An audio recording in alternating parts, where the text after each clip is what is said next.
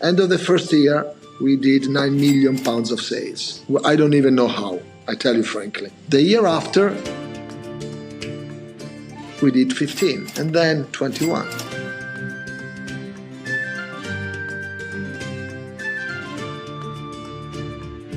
After Brexit, COVID, and now a war in Ukraine, the most important thing you have to have is flexibility, to be ready for change, not to plan for 10 years. It's impossible now.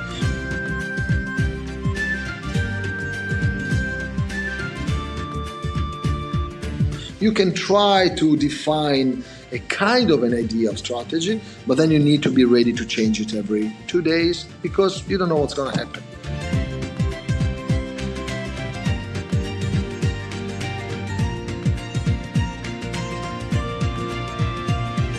When you don't focus on growth, when you don't focus on profit, when you don't focus on a very distant ambition, but you focus on what you do and you do it with all your effort and with all your energy, with all your heart, then things come because it's the law of attraction at the end of the day. So we became so famous without being aware of it. This is not a job for me. This is my life. I enjoy it every single minute of it. I'm very well. And you, Peter? Yeah, I'm really good, thank you.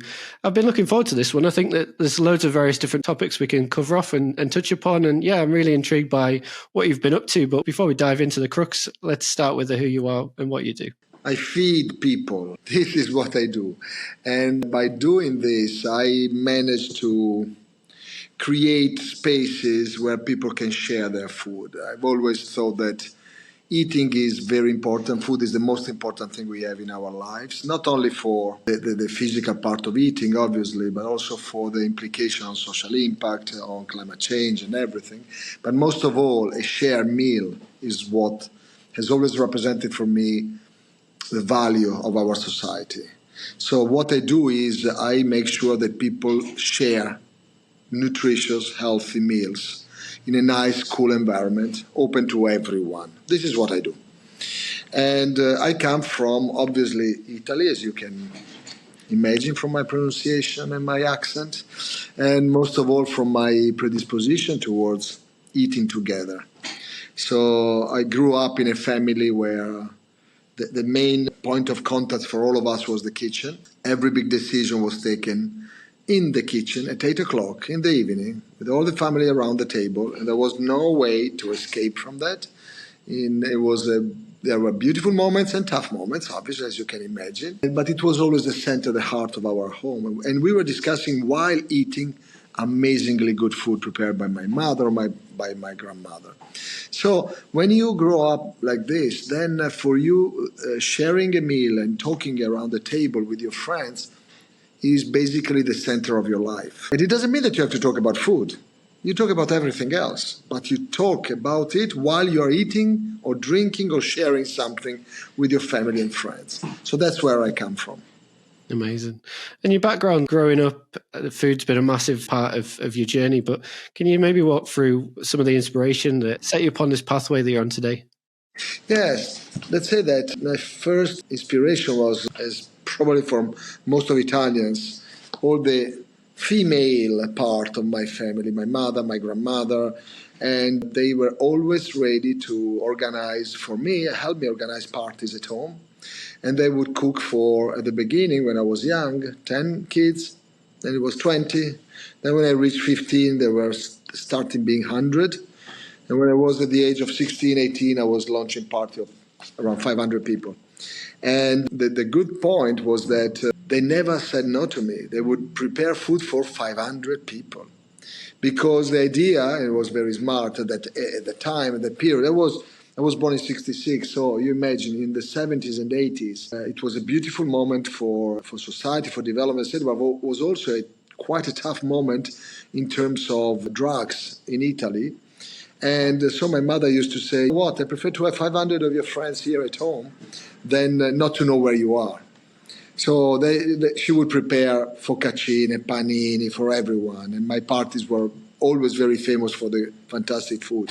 So these were my two main inspirations, obviously, the two ladies in my family. Then, from the point of view of business, instead, my father, who used to be an entrepreneur, a very ethical entrepreneur, was my first point of reference. And then along my studies, because I studied first economics so I don't come from food technically. Food is my life and my passion, but I'm not a chef, I'm not a cook. I didn't study gastronomy. I read everything I could possibly read, and I eat and drank so much all along my life that I kind of became quite an expert by consuming things. But I studied economics in Italy and Spain, and then I was lucky enough to win a very important scholarship for my master in Japan, and that's what really changed my life. I went to Japan when I was 27. For 18 months, I studied Japanese and Japanese management, and then I worked in Japanese companies. And when I was there, something clicked. I realized that food could have become also my life in terms of work. At the beginning, it was just restaurants. Everybody was calling me, where should I go to eat in New York, wherever. I knew every good restaurants around. And my nickname, Andrea, I know a good restaurant. They made fun of me, my friends, and because it was very important. But when I was in Japan, I realized that food was becoming something relevant for our lives in terms of business. And the ESG and the United Nations Sustainable Development Goals were not yet there. They were starting. But I felt it was very important to be relevant in the food industry, obviously. And I started by creating food concepts in Japan. When I say food concepts, it means that I started by helping Italian companies, British companies, European companies to develop their business in Japan. And I realized that it was a very limited scope of work because at the end they were just looking for an importer. But the contact with the final customer, the guest, is the most important thing to understand if your product is good for them, if it meets their anthropological needs, not only the taste and the fashion, because this is something that can last 3 months, 6 months, is really what they are used to eat, what is good for them to eat, and what can be part of their everyday diet. And I understood that it was not possible to do it through importers. So I started designing and creating shops, basically, not for the purpose of selling per se, so creating an EBITDA for the shop, but it was more of a marketing tool to really understand and engage and tell the story of the product to the local guests. And by doing this, I opened 20 square meter at the first shop, then a little bit bigger, and then I ended up with 15,000 square meter in Milano in 2015 for the Expo, where I was given the chance to test all of my previously tried concepts into one during what I called, and I'm not very famous, I'm not very welcome for this, the Junk Food Expo, because that expo in Milano, the two main sponsors were Coca-Cola and McDonald's, and so I decided I could not be part of it because that is not food. And I asked the government of Milano, the city council, to have a space outside of the expo, and I managed to get an abandoned warehouse with a parking lot near the Navigli area, which is the coolest area in Milano. It was abandoned. It was the place where you used to go on a Saturday morning to buy the bicycles that they stole the night before to you. So it was really... And I opened in 3 months, one day before the opening of Expo. And the concept was already clear for me. It was all based on small artisans, on local producers, organic, or at least without using chemicals products, and without a single brand. I didn't want any industry because I don't think industry matches well with food. And I created this 15,000 square meter folly with very little budget, zero budget for advertising, zero budget for marketing. And we made 2.5 million visitors in 4 months. It was a big success because it was authentic, Peter. It was real, authentic. That was something I wanted for myself, for all my friends, and I was very proud to being able to offer such food. And people felt it, and they started coming. And that's how I started, with Mercato Metropolitano. Yeah, definitely. And it's a good indication of good brands create moments, but great brands create movements, and that movement towards togetherness, community. It's a lot of the parallels that we see today, and the push for community is a big aspect. It's a big word. It's in respect to this kind of evolution that we see play out today. But just before we move on to like the whole sustainability and growth aspect, I'm intrigued as to what were the challenges and I guess also the strategies involved in scaling a business at that point in time? It's tough to say, Peter, because when you build something like this, you start building it because you really want to offer something that was not offered before. So I was not thinking of the scalability. I never think of the scalability, actually. I always think to create the best possible experience in that location. And then, as usual, when you don't focus on growth, when you don't focus on profit, when you don't focus on a very distant ambition, but you focus on what you do, and you do it with all your effort, and with all your energy, with all your heart, then things come, because it's the law of attraction at the end of the day. So we became so famous without being aware of it, obviously, that when I came to London, I found other 2 or 3 locations. They offered it to me at a very good price. And in London, we did exactly the same. And we opened a place where, listen to the strategy. I had 5 different potential locations. I chose, obviously, the worst one, which was 0 footfall, high delinquency rate, absolutely against every rule of opening a store or a food store in London 10 years ago, which was up above the river, not below the river, so not in this south area. All of my friends told me, don't do it. I saw this location which was abandoned, full of stray dogs, junkies, no electricity, no water, no gas, for only 1 year of rent. And everybody told me, don't do it. It's a stupid idea. And I love stupid ideas when you really feel them in your heart. And I said, guys, I believe I have to do it. So I did it. I opened it in 3 months. And it was tough. When you talk about the difficulties of not having heaters and not having gas, not having enough water, it was very difficult. But what we offered was, again, exactly the same we were offering in Milano. So our heart, our hospitality in the true sense of hospitality. We were happy to offer incredibly good food, sustainable good food to the British guests. So little by little they started WhatsApping each other, talking to each other, word of mouth. End of the first year, we did £9 million of sales. Well, I don't even know how, I tell you frankly. The year after, we did 15, and then 21. Exactly with this, with no strategy, no business plan, just giving the maximum we could in everything we were planning and activating. Then COVID hit us, but just before COVID arrived, Grosvenor asked us to have a market like the one we had in Elephant and Castle, in an old abandoned church. And imagine me, a church, I'm Italian. For me, a church is scary because I know I've done something wrong. For sure. And when you enter in a church, you have to bend a little bit and pray for forgiveness. Even if you don't know why, you have done something wrong.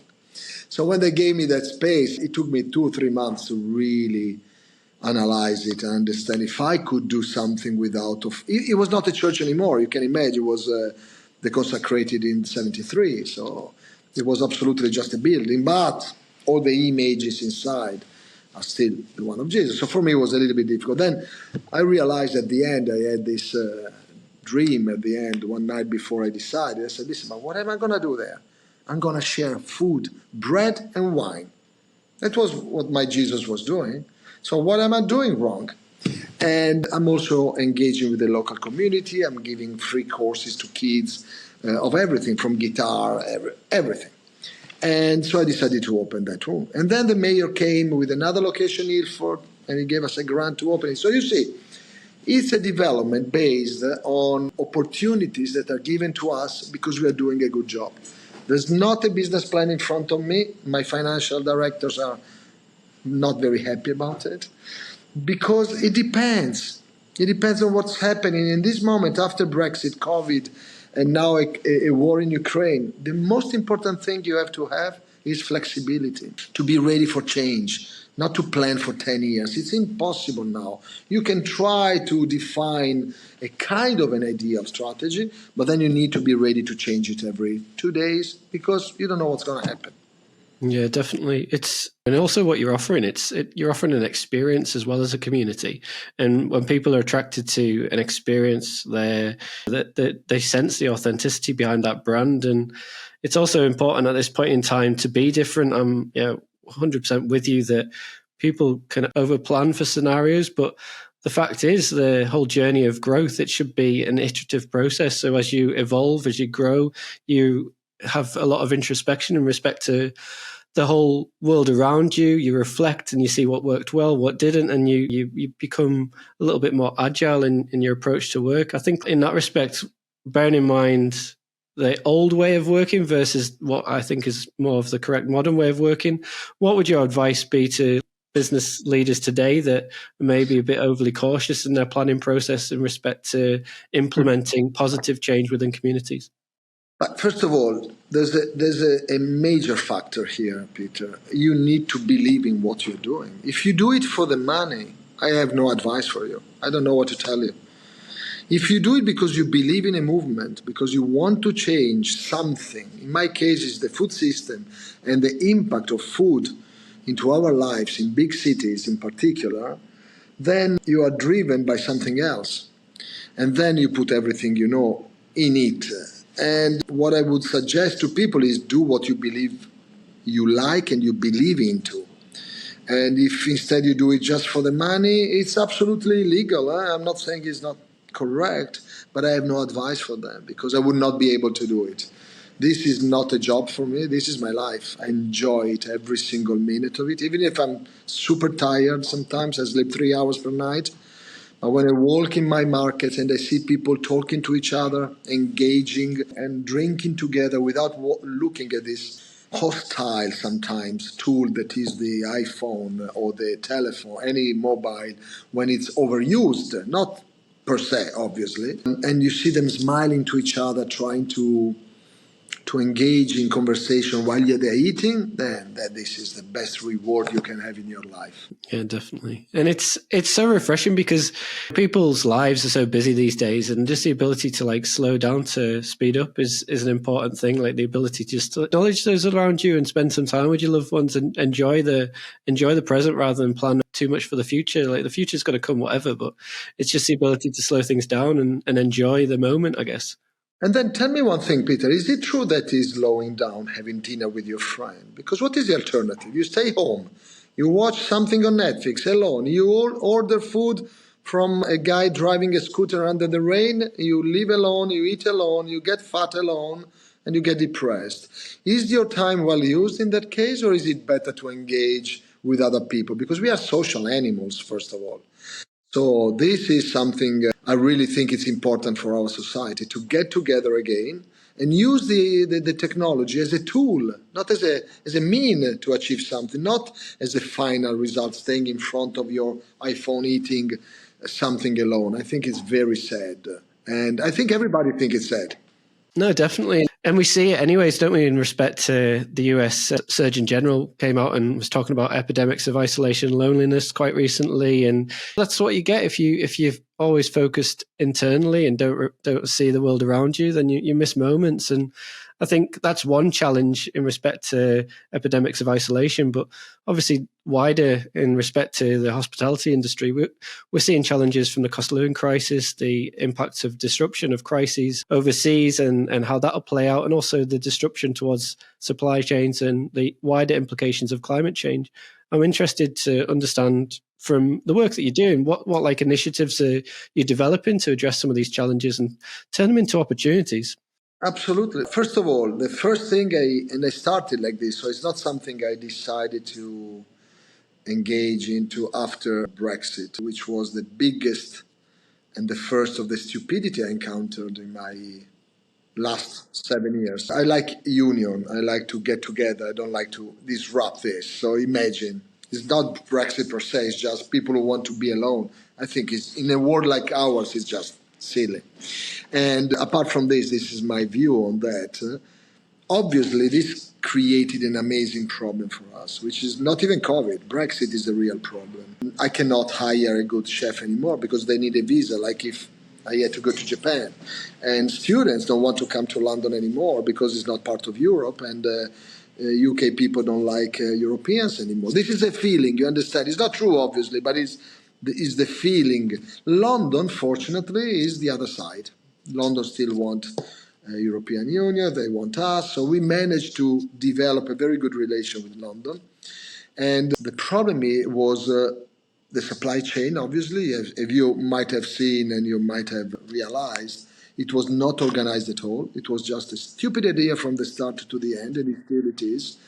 And so basically everything costs more. And who's paying the inflation? The people are paying for their choice. And it's really stupid. There is such a poverty rate in the UK, which is unbelievable. Only in Southwark, we have 43% of poverty rate among children. Can you believe it, in a country like UK? And they talk about being alone. I'm saying this, Peter, because I love London. Don't misunderstand me. I'm here in London. It's my second city after Milan. And so I say this with a deep pain in my heart, obviously. And I'm still here. And I'm still feeding some of the things we do. We feed kids from the local neighborhood, up to 500 kids every summer, with our own budget, because I don't ask money from anybody, because I think that it's part of what we are. We are an enterprise, social enterprise. We need to give back as much as we can, and it's part of our investment in the health of kids and in their smiles, most of all. So we organize summer camps for 6 weeks every summer, then Christmas and Easter too, when the school closes. And we offer them, again, as you said before previously, not just food.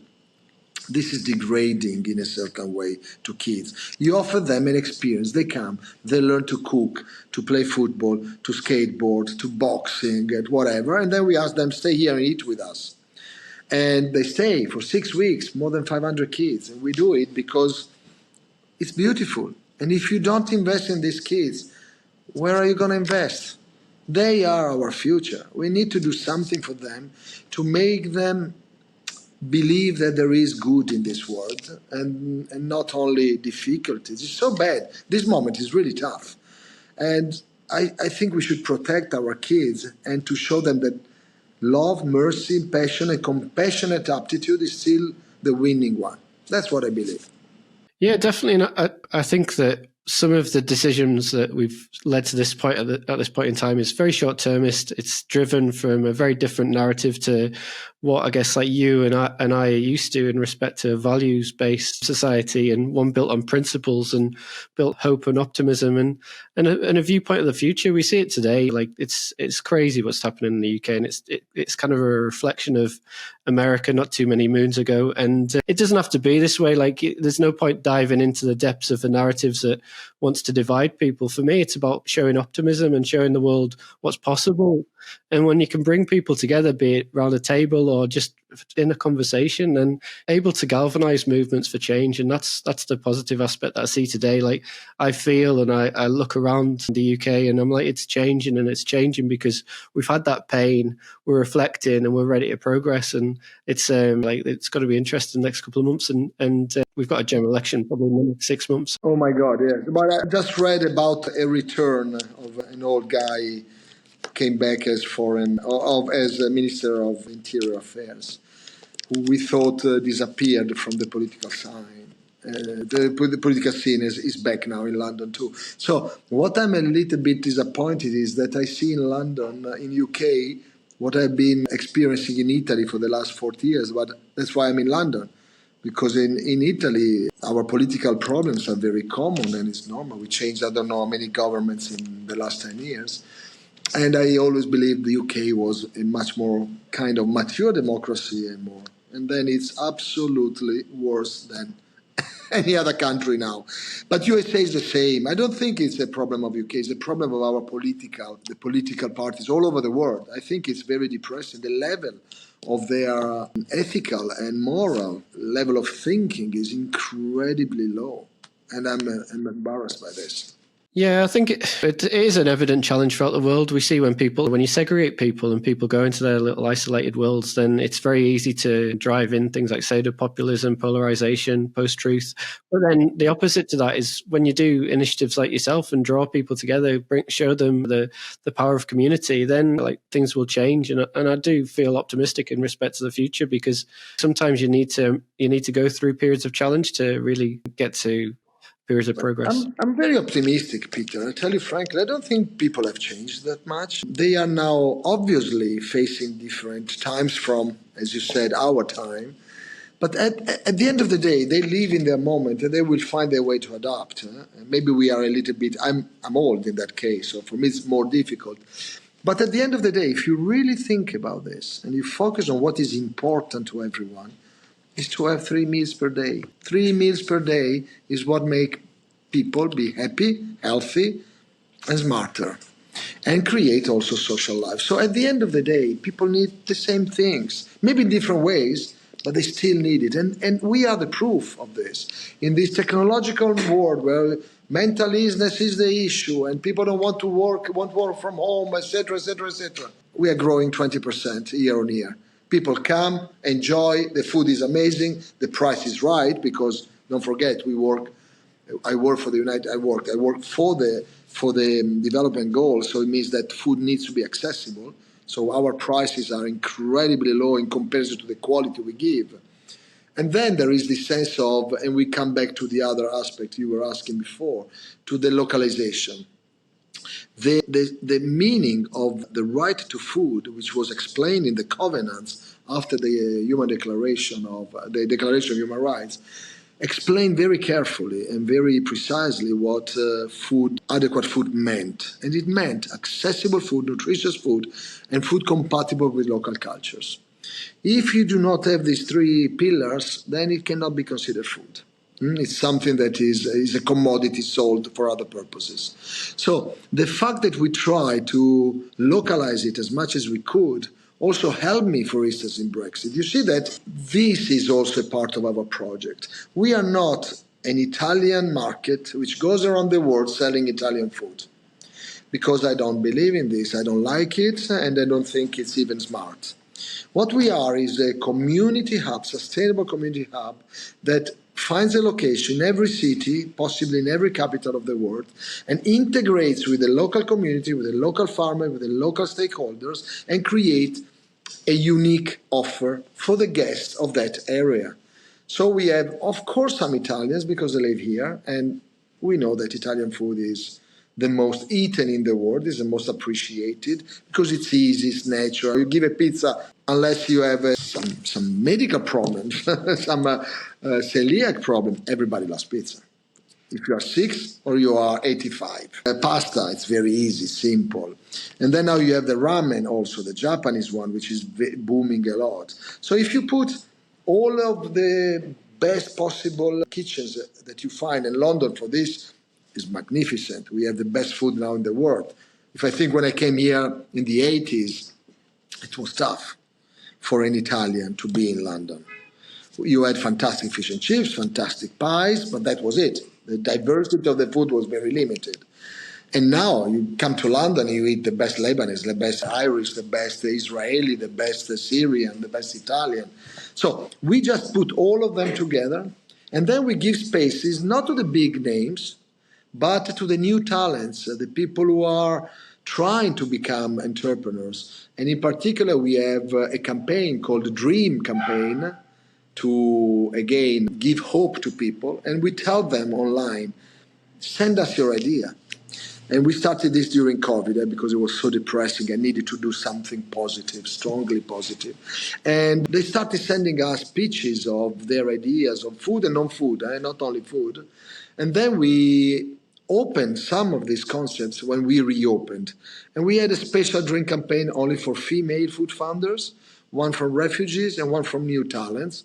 And now we have a drink campaign every time we open a new market, so that we can find local talents who can engage with us. So you see, it's always, as you said correctly, to give hope and a positive message to everyone, because at the end of the day, we sit around the table, we eat together, We are already luckier than probably 70% of the population around the world.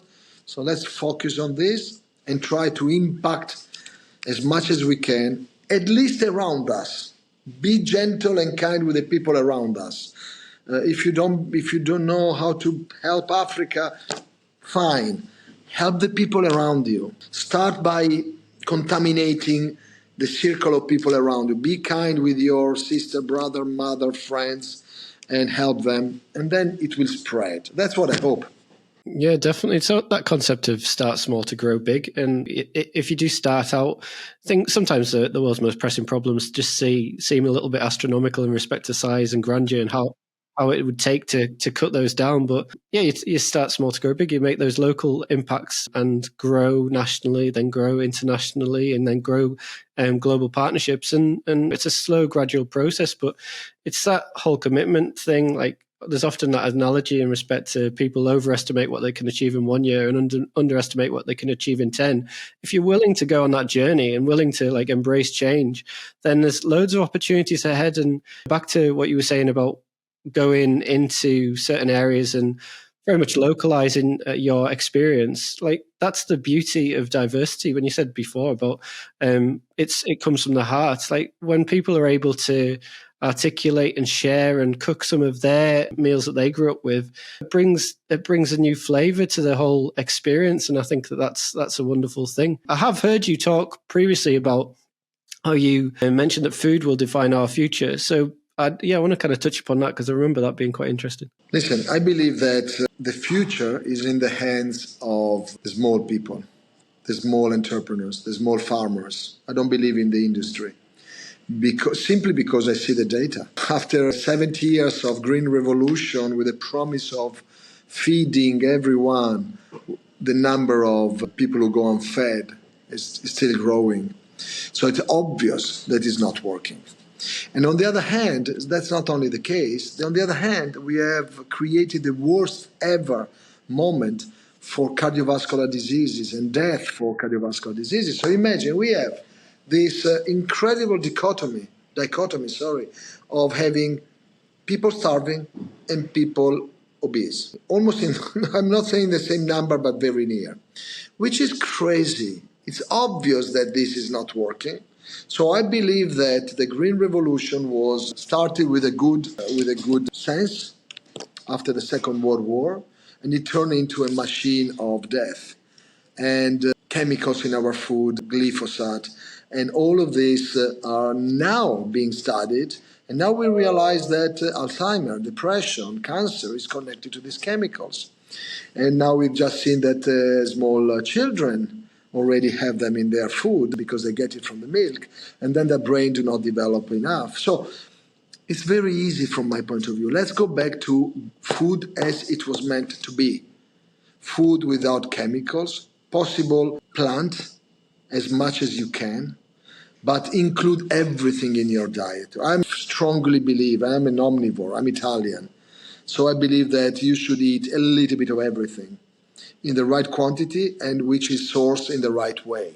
So if you want to eat meat, it needs to come from a selected grower of grass-fed cow, for instance, but just eat less of it. You don't need meat every day. You need meat maybe once per week, and that's good. And eat it as a side dish. Eat more pulses, eat more pasta, eat more vegetables. Obviously, being Italian, it's easier because we have possibly the country with the biggest biodiversity of vegetables and cheeses in the world.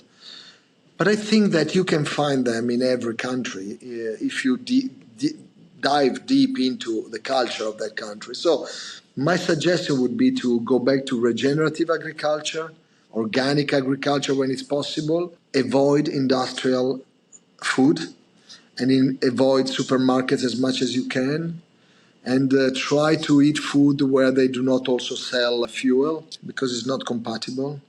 And if you read, I'm quoting in this sense some of the fellows in America who are studying now, because you know that in America, it's always very strange. America started with the Green Revolution and basically ruined the world. But in America also, there is a contra, the anti-revolution, and they are now developing the new concept of food because they are the country of the extremes. So some of the best ideas, pollen, is coming from USA. It doesn't mean that they're eating well. I'm just saying that there is a new way of thinking to go back to regenerative agriculture for various reasons. Of course, climate change. If you have an healthy soil sequestrates is the biggest sequestrator of carbon dioxide per se. But if you have a soil which has got only 2 centimeters of lively soil, because you feed the plants with antibiotics and pesticides, etc., and additives, etc., then your soil does not absorb the carbon dioxide and actually reflects the sun rays because it's very white and thick, and it contributes to worsening the climate. And in addition to this, an apple which grows on such soil is not going to be an apple grown by a farmer who knows the soil. So we are losing the knowledge of the people who are in contact with soil. And the third bad outcome is that you're delivering an apple or a fruit to a kid, a fruit which is full of chemicals. So you are impacting their health and their capacity to grow in a healthy way. So imagine how food is important for all of us. So you need to understand that food is all of this and more. It's a social enabler.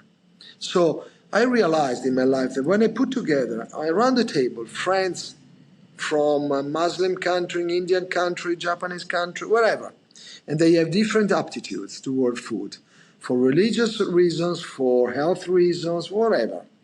And you know how to prepare a food which is good for everyone or differentiate it for all of the people, everybody's happy.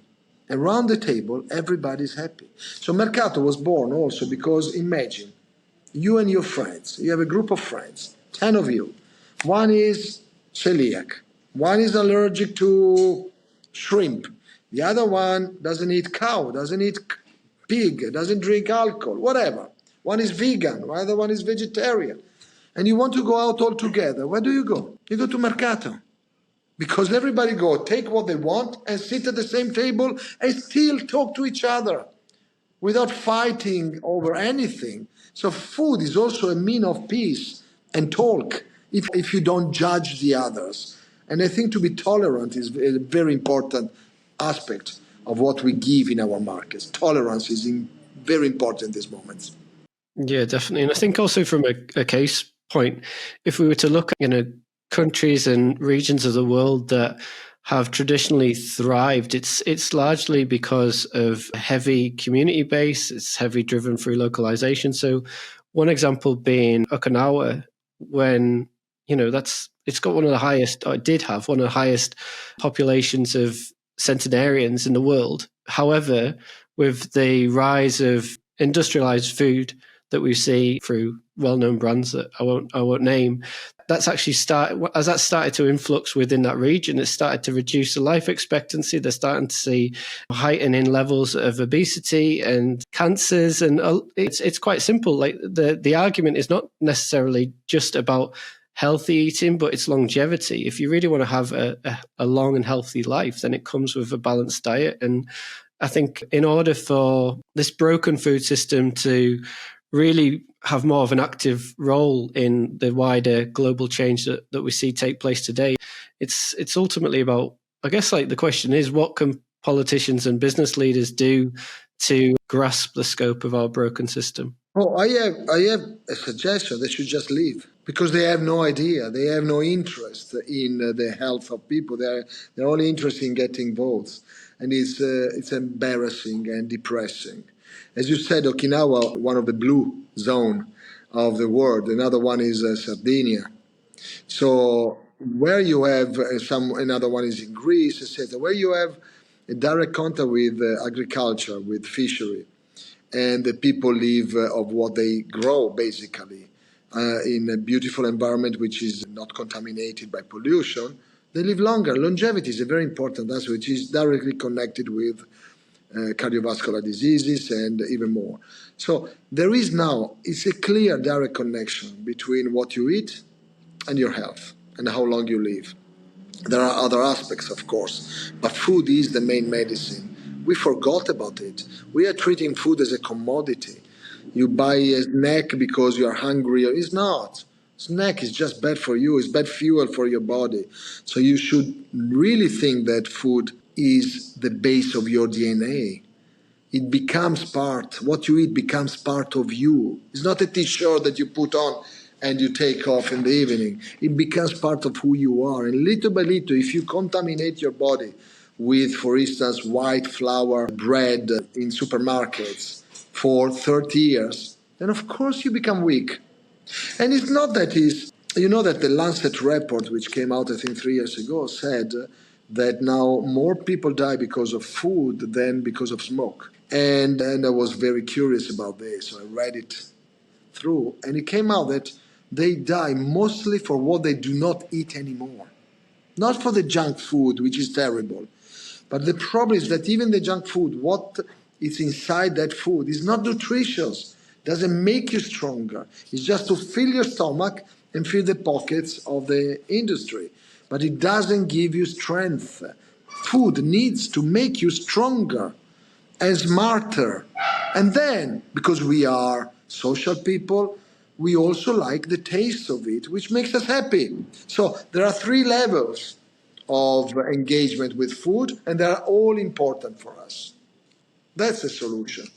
Definitely. And we're seeing it today. There is very much a revolution taking place in respect to how, I guess, like just challenging the old school of thought. So, yeah, I'd love to walk through some of the insights that you have in respect to the work that you guys are doing to drive this revolution, and how, I guess, also the relationship with vendors and the sharing of costs and all the finite detail, how that's playing out in respect to a positive impact upon society. It is also important because, again, when we talk about food, when I came here to London the first time, I remember people were talking to me about rent. And I said, how can you ask for rent if you don't know what I'm doing? I understand an apartment. I got an apartment and this is the rent. If you want it to take it, if you don't want it, you don't take it. But if I'm selling aubergines, how can you charge me as much as the guy who's selling jewels? So I started discussing with the landlord saying, guys, if you want, we create a business plan, we share it with you, we show you how much we can pay if we reach these sales, and I pay you a percentage on my sales. With, of course, maybe a base, which gives you a little bit of guarantee. But then if you want the base, I'm going to have a roof. If I make more money, you don't get them. So it's up to you. And I started discussing this with the landlord, and some of them believed in it, and that's why I started.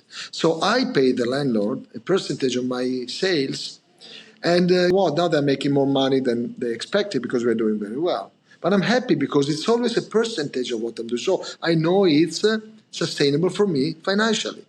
On the other hand, I asked to my people, the trading partners, the TP we call them, to share with me their sales. So every till, everything they do is owned by me because we control the tills. We help them manage the money because some of them are really at the beginning, so they don't know how much the tax is. Sometimes they don't know that the business rate exists.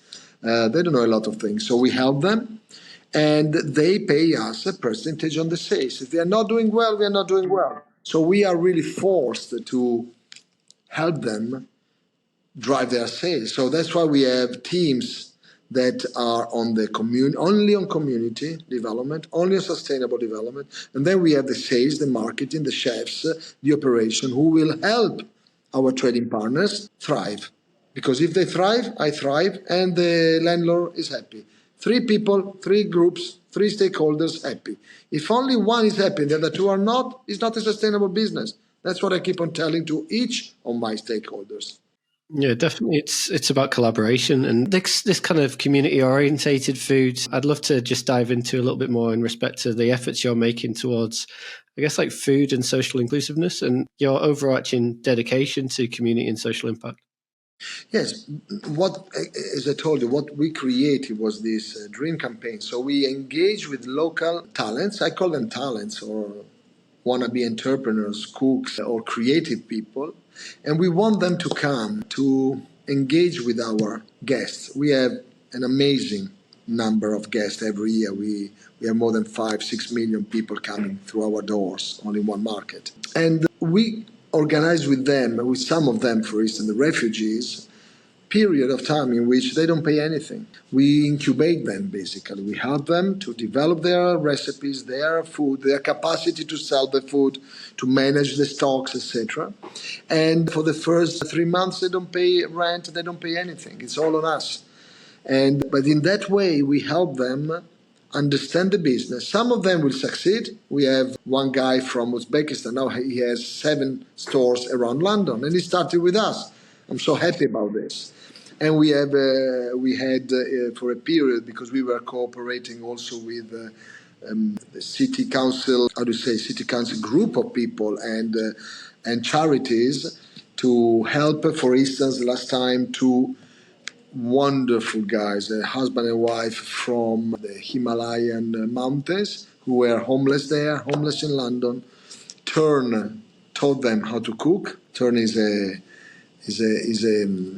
mayor in the mayor's office, a very important charity to train people, and we give them 3 months of free period to test it. And the beauty of it that they now are opening outside. They now have 3 kids. We help them create a family. So you see, food is a vehicle, is a mean to tell your story, first of all, if you come from another country, and the people who live in London can understand another culture by eating their food and engage with these people, listen to their stories. It's beautiful for both parts. It's beautiful for the people living in London.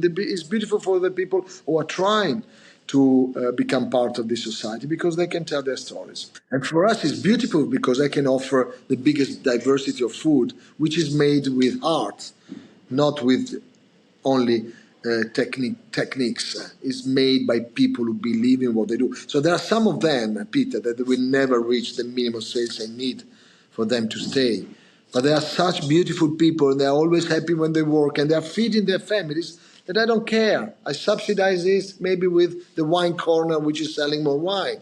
So you see, we are not here for the purpose of making the maximum profit, because this is so stupid. We are here to make the maximum number of smiles, and guess what? If you concentrate on that, also your sales go well and your profit are better than the others. But then you reinvest them to feed more kids. So it's how you use the money that is important, not if you make or not money. Yeah, definitely. And it's that drive for impact, I guess. Like it's the ability to impact people's lives. And when you're able to kind of share that positivity and share that kind of community and share that experience, then yeah, like it has that radiator effect that it just emanates upon others and impacts upon a wider group of society. And that's how positive movements start. It starts from within and emanates out. And that's the beauty of what you're doing. I guess like one of the things I want to touch on in respect to sustainability is, yeah, like how do you go about incorporating within both your core values and I guess also your operations, ESGs, and what that means to you in a wider context? Peter, I believe strongly that a company without an ESG strategy is not going to exist in the next 5 to 10 years. There is not something you might do. I think it's absolutely mandatory. So before ESG became an issue, I was already applying the United Nations Sustainable Development Goals. From the first social impact report that we wrote in 2016, it was clear to us that that was our purpose. So to put the people at the center, and then the planet immediately afterwards, and then all the rest. And if you start up your company like this, and you believe that 50% of my business is based on this, then you don't even have to discuss about this. So in the line, how I integrated it, first of all, I'm the only sustainable food market in the world who has a certification of ESG, for real, not just talking about becoming in 2030. We already are there. Second, in my organization, my CFO sits next to my Chief Sustainable Officer and Chief Community Officer. It's not that they depend or they are below. They are the same level. They have the same importance. If I do not have a good community strategy or community activities, it will impact directly on our sales in addition to our values, obviously. So it's not only a matter of of being good. It's actually much more efficient and much more, how to say, it optimizes your sales also when you have such a strategy. So it's not a matter of believing it or not. If you don't believe in it, you will be out of this business of the world of industry in the next 10 years, because this is the way to go and we're just at the beginning. And actually it's better. Everybody in the trading partners, they realize that inside Mercato they make much more money because people come and they're happy. And so everybody's complying with what we ask them to comply with. It's not so difficult. Yeah, definitely. And it's people don't buy what you do; they buy why you do it. And if you've got more of a clear purpose, and it's not something that's like sticks on a wall or a little CSR exercise that's a report. It's actually the very lifeblood of your organization, what you stand for and represent. And when you're able to articulate that to both the people that work within your internal cultures to wider the communities that you serve, then yeah, that movement for change, like people naturally gravitate towards people that stand for something more than profit. Profit's just a byproduct of purpose, and it's a byproduct. It's needed because you have to pay, as we pay, the London salary wage, the London wage, for instance. So that's also an important factor. We need to make enough money to pay our people the right amount of money to live in London. If not, you are an hypocrite, because if you want to create community and you don't start with the people working with you, it's not fair. So we need the profit, but it's how you use it, obviously, that is important. So sustainability, it's obviously you can be stronger in one side or the other of the ESG. So we are very strong in social, obviously. Governance, we are getting there. And environment, well, sometimes it's difficult for us because we recover abandoned building where the heating is absolutely a nightmare. So maybe we are not strong there. But on the other hand, we are recovering old buildings. We are not rebuilding. So the cost of keeping a space is incredible for the communities, is very cheap. So you have to understand where you want to position yourself, how you want to behave, and again, how do you want to treat the people next to you? Because if you want to give them food that you would not eat just for the sake of profit, you should be ashamed of yourself. Everything we serve here, I eat it and I love it. Looking at like the future, what's the wider mission, and how do you think that you can continue to drive positive change within not just the food industry, but like wider society? We mentioned earlier on about some of the challenges that we face, but equally this change movement that you're on. How do you think that can continue to emanate positivity and continue to emanate positive change within the world that we inhabit today? So the only way is by keep on doing what we do and being who we are, and not letting us be contaminated by new developments or growth. I don't like this word very much. I like the word development more than growth. So now we are expanding because I receive on a weekly basis probably 10 to 15 requests from city mayors, landlords all around the world. I just came back from Japan, who want to do something similar to Mercato, similar to our movement, and they need us because we are the only one who truly comply with this ESG. The others talk about it and then they sell junk food or drinks which are not healthy. We just don't. It's very simple. We don't allow plastic, etc., etc. We don't write a lot about it in our markets. Actually, it's the opposite. When I see someone writing, "Ooh, quality food," then I'm afraid. Why do you have to write about it? You're hiding something. It's like when you go to a supermarket and you read healthy food in 3 linear meters, and you wonder then, okay, then the 97% of the rest is not healthy. So the fact of trying to put a label is because they need to greenwash or hide the reality. So we don't write a lot, and people come, taste our food, enjoy our experience, and then they call us to open outside. And even in this case, my idea of expansion is based on the people I meet in each country. If I meet people who believe in the same values, then I'm happy to do it with them.